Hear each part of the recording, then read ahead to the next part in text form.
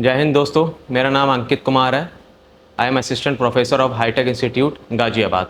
जैसे कि आज हम बात करने जा रहे हैं वेल्डिंग डिफेक्ट की, जो कि एडवांस वेल्डिंग का या जो भी आप वेल्डिंग पढ़ते हैं उसका एक बहुत ही इंपॉर्टेंट टॉपिक है। इससे लास्ट में मैंने सबसे पहले आप लोग को gas welding, types of welding, welding techniques और आपका डिफरेंट टाइप्स की वेल्डिंग के बारे में मैं बता चुका हूं। आज हम बात करने जा रहे हैं वेल्डिंग डिफेक्ट्स की।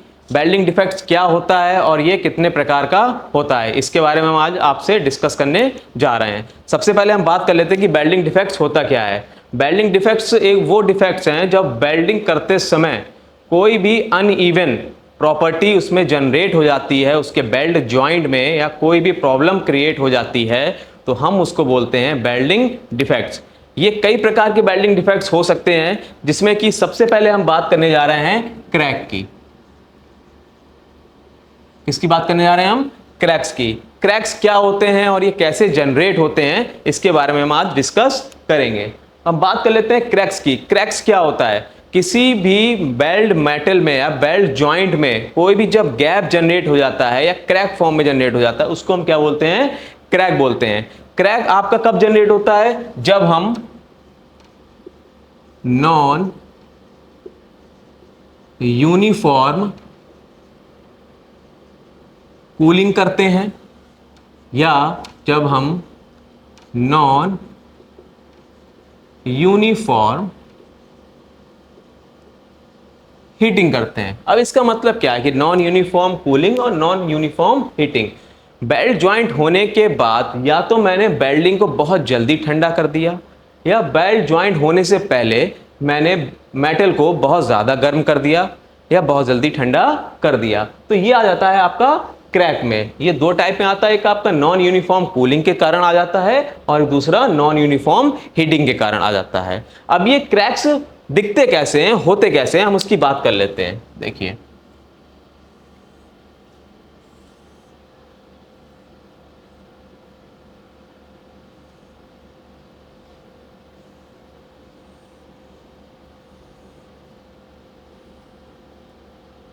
ये आपका बेल्ट ज्वाइंट हो गया, ठीक है।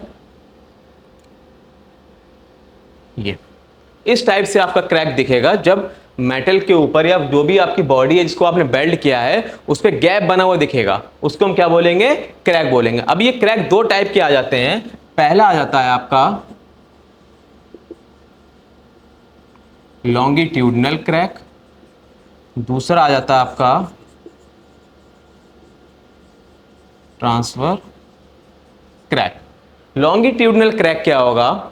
लॉन्गिट्यूडनल, ये बेल्डिंग की डायरेक्शन में जो क्रैक आएगा, मतलब बेल्डिंग की डायरेक्शन में जो भी बेल्ट ज्वाइंट है उसकी डायरेक्शन में जो भी क्रैक आएगा हम उसको बोलेंगे लॉन्गिट्यूडनल क्रैक। और जो क्रैक उस बेल्ट ज्वाइंट के यहां पे कट कर देना, ठीक है। जो भी क्रैक बेल्ट ज्वाइंट के कहां पे था, बेल्ट ज्वाइंट के लाइन के, हाँ ठीक है, जो भी ज्वाइंट बेल्ट लाइन के अपोजिट डायरेक्शन में आएगा, मतलब उसकी एक्सिस के अपोजिट डायरेक्शन में आएगा, हम उसको बोलेंगे ट्रांसवर्स क्रैक, ठीक है। तो आपने क्रैक समझ लिया। क्रैक कब आएगा? जब हम नॉन यूनिफॉर्म कूलिंग करेंगे या नॉन यूनिफॉर्म हीटिंग करेंगे। एक और कारण भी हो सकता है क्रैक आने का, जब बेल्ट ज्वाइंट में सल्फर की मात्रा बढ़ जाए या उसमें कार्बन की परसेंटेज बढ़ जाए, तो भी हमारा क्या आ सकता है? क्रैक आ सकता है, ठीक है। तो यहां तक आपको क्रैक समझ में आ गया। अब हम नेक्स्ट टॉपिक की बात कर लेते हैं, पोरोसिटी की। किसकी बात कर लेते हैं हम? पोरोसिटी की।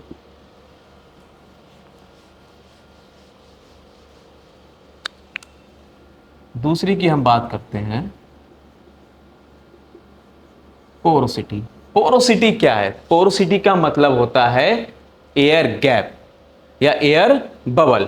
जो भी आपके बेल्ट ज्वाइंट में एयर गैप आता है, ठीक है, जो भी बबल बन जाते हैं उसको हम क्या बोलते हैं? पोरोसिटी बोलते हैं। इस एयर गैप को, इस पोरोसिटी को हम एयर गैप भी बोल सकते हैं, या हम इसको गैस ट्रैप इन बेल्ट ज्वाइंट।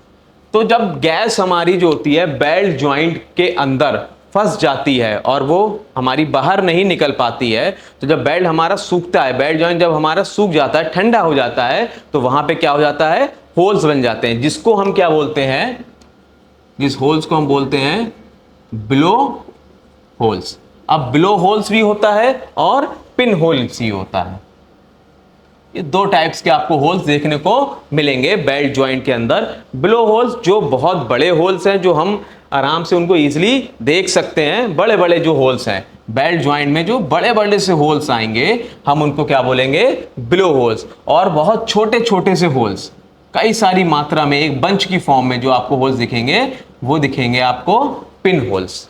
ठीक है, तो पोरोसिटी का मतलब क्या है, पोरोसिटी का मतलब है जब वेल्ड करते समय वेल्डिंग ज्वाइंट के अंदर गैप, एयर जो होती है वो आपकी फंस जाती है, या कोई भी पार्टिकल उसके अंदर फंस जाता है, तब वो क्या होता है, वहां पर गैप बना लेता है। उस गैप को हम क्या बोलते हैं, होल्स बोलते हैं। जब ये बड़े साइज में होंगे तो उसको हम बोलेंगे ब्लो होल्स, और छोटे छोटे साइज में होंगे तो हम इसको बोलेंगे क्या, पिन होल्स। ठीक है, यहां तक आपका क्लियर हो गया पोरोसिटी। नेक्स्ट हम बात कर लेते हैं स्पैटर की।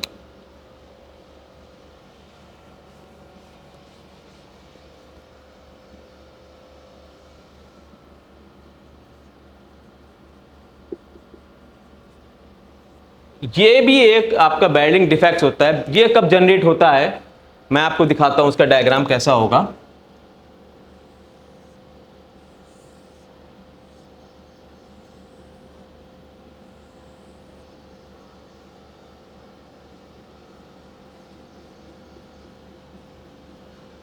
ये आपका बेल्ट ज्वाइंट है, उस बेल्ट ज्वाइंट के चारों तरफ छोटे छोटे से स्पॉट्स दिखाई देंगे। अलग से कोई एक्सिस मटेरियल आपको जब दिखाई देगा, छोटा छोटा से बबल्स की फॉर्म में,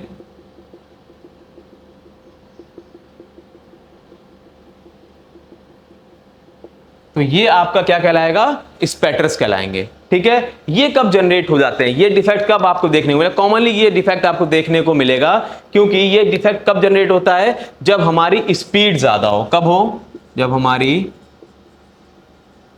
वेल्डिंग स्पीड ज्यादा हो। दूसरा, वोल्टेज या करंट ज्यादा हो। ठीक है, तीसरा, गैप जो है वो क्या हो,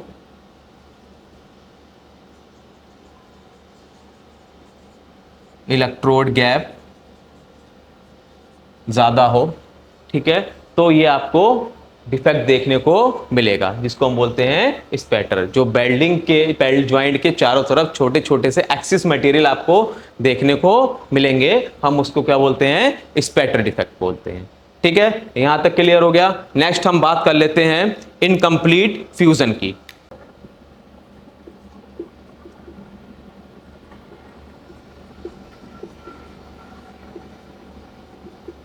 इनकम्प्लीट फ्यूजन, इनकम्प्लीट फ्यूजन क्या होता है, देखिए देखते हैं।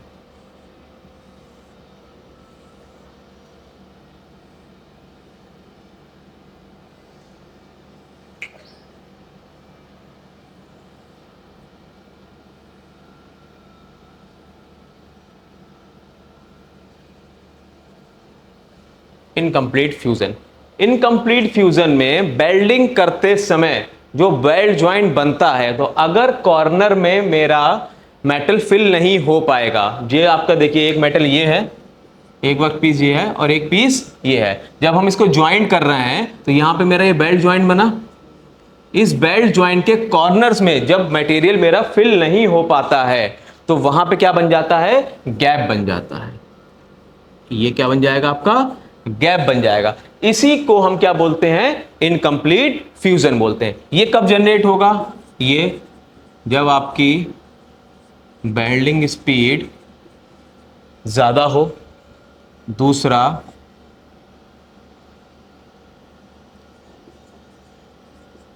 ऑड इवन आपकी क्या हो, सरफेस हो। ठीक है, तीसरा, आपकी वेल्डिंग टेक्निक्स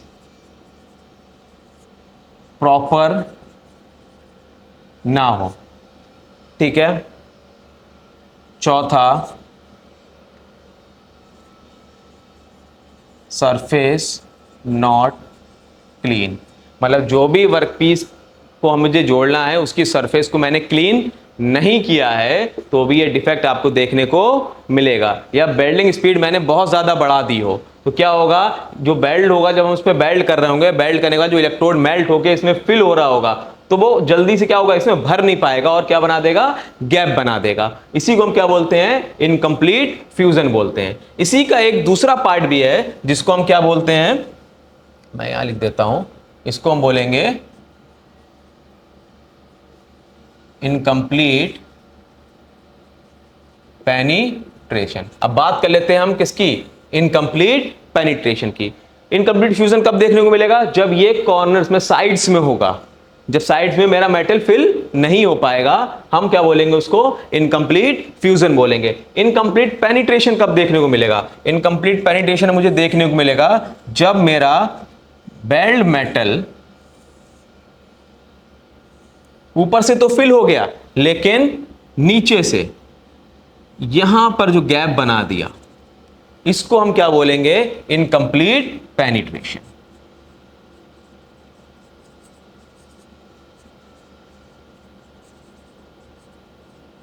ठीक है, तो यहां पे ये चीज क्लियर होगी। दो टाइप के आपका ये हो गया, इनकम्प्लीट फ्यूजन जहां पे आपका साइड्स में अगर मेटल फिल नहीं हो रहा है, दूसरा इनकम्प्लीट पेनिट्रेशन जहां पे आपका बॉटम में मटेरियल फिल नहीं होगा यानी गैप बन जाएगा, उसको हम बोलेंगे क्या, आपका इनकम्प्लीट पेनिट्रेशन।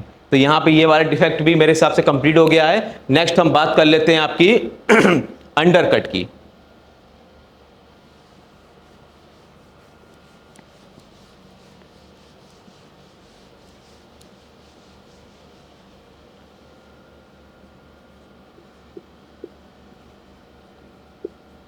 अंडरकट, ये क्या होता है अंडरकट, देखिए